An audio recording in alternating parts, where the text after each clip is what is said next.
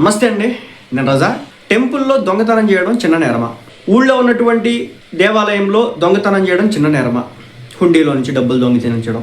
అలాగే పెద్ద దేవాలయంలో డబ్బులు దొంగిలించడం చిన్న నేరమా?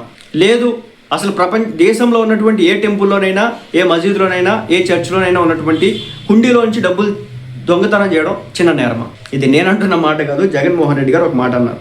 పరాకమణి కేసులో కేసు గురించి ఒక చిన్న చోరీ అని చెప్పేసి జగన్మోహన్ రెడ్డి గారు చెప్పడం జరిగింది. పరాకమణి అంటే తిరుమల తిరుపతి దేవస్థానానికి సంబంధించి మనం అందరం కూడా డబ్బులు వేస్తాం కదా హుండీలో, వాటిని లెక్కిస్తారు కదా. ఆ లెక్కించేటటువంటి వ్యక్తులు ఎవరైతే ఉంటారో దాన్ని పరాకమణి అంటారు.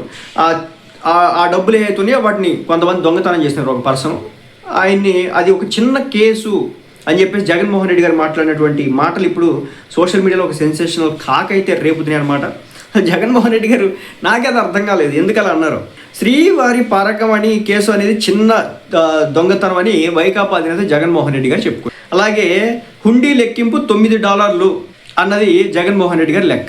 అంటే దీని విలువ 72,000 అన్నది జగన్మోహన్ రెడ్డి గారు చెప్పిన మాట.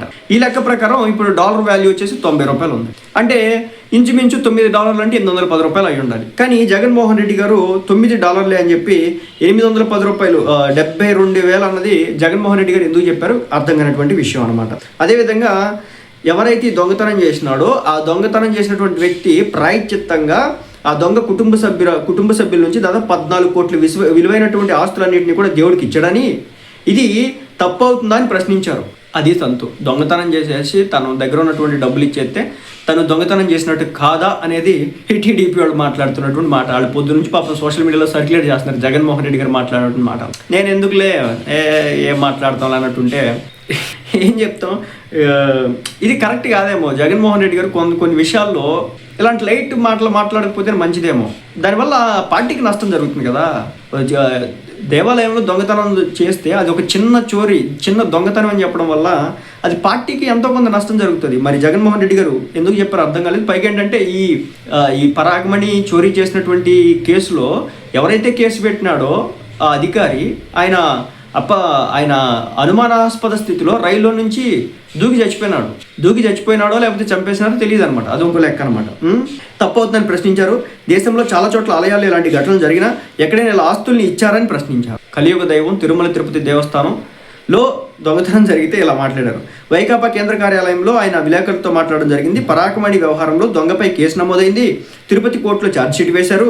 మెగా లోక్ అదాలత్లో దీన్ని పరిష్కరించారు. లోక్ అదాలత్ అంటే కనుక ఇద్దరు రాజీ పడిపోతే కంప్లైంట్ ఇచ్చినోడు, అదేవిధంగా ఎవడైతే ఇప్పుడు అది ఎలా చెప్పాలి మీకు, తప్పు చేసినోడు ఒప్పు చేసినోడు, ఎవడైతే కేసు పెట్టినాడో అతను, అదేవిధంగా ఎవరైతే ఆ పని చేసినాడో ఇద్దరు, ఎవరైతే ఈ ఇద్దరు ఉంటారో వీళ్ళిద్దరు కూడా కాంప్రమైజ్ అయిపోతే కనుక లోక్ అదాలత్లో ఒక ఎంత ఉండో $200 లోపే అనుకుంటా వెళ్ళేసి ఇచ్చేసి మేమిద్దరం దీన్ని శాంతిపూర్వకంగా రూపుమాపేస్తున్నాం అని చెప్పేస్తే కనుక కేసు క్లోజ్ అనమాట.